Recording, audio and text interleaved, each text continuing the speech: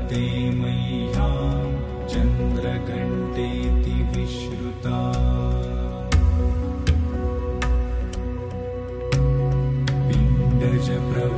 पिण्डजप्रवरारूढा चण्डकोपास्त्रकैर्युता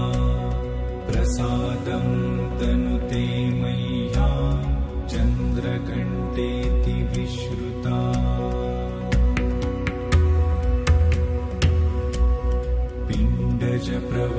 पिण्डजप्रवरारूढा चण्डकोपास्त्रकैर्युता प्रसादं तनुते